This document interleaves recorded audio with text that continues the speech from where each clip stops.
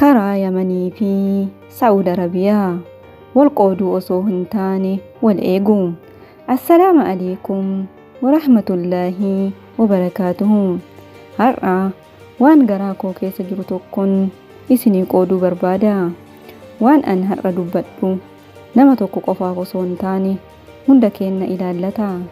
Namoonni keenya hundinuu hojii, jireenya fooyya'aa fi maatii isaanii gargaaruuf biyya isaanii irraa ka'anii karaa dheeraa Yamanii fi Saa'udiitti imalu. Namni tokko yeroo mana isaa keessaa ba'u abjuu qaba. Hojii nan argadha, maatii koo nan gargaara, jireenya koo nan jijjiira jedhee ka'a. Garuu yeroo inni karaa san qabatu maaltu akka isa eegu hin beeku. Karaan sun yeroo tokko baay'ee ulfaataa ta'uu danda'a. Namoonni karaa sanirra jiran dadhabuu, bishaanii fi nyaata dhabuu, sodaa fi rakkoo adda addaa keessa galuu danda'anii. Yeroo rakkoon hammaattu namni tokko abdii kutachuu danda'a. Namni biraa sodaa keessa galuu danda'a. Haalli ulfaataan yeroo tokko namoota gidduutti walitti bu'iinsa fiduu danda'a. Garuu an har'a waan tokko isinitti himuu barbaada. Nuti biyya ormaa keessa jirra.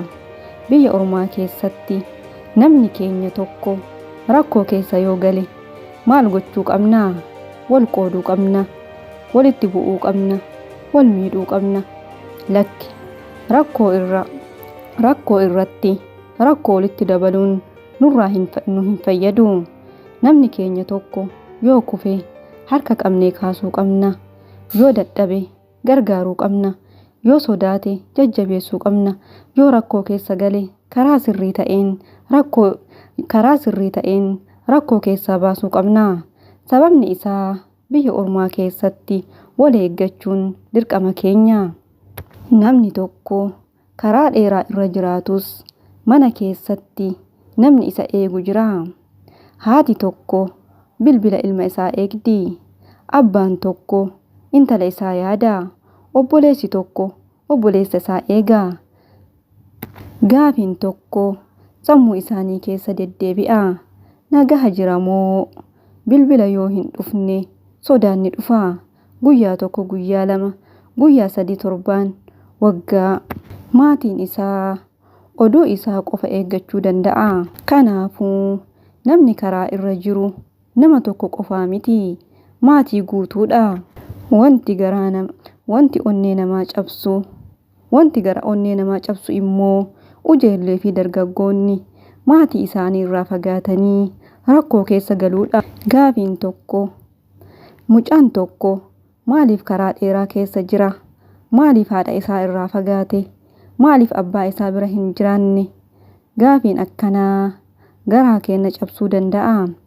Kanaafuu ijoollee fi namoota dadhaboo karaa irratti baay'ee laafan gargaaruun dirqama keenya. Yaa obboleewwan koo, wal haa eegnu.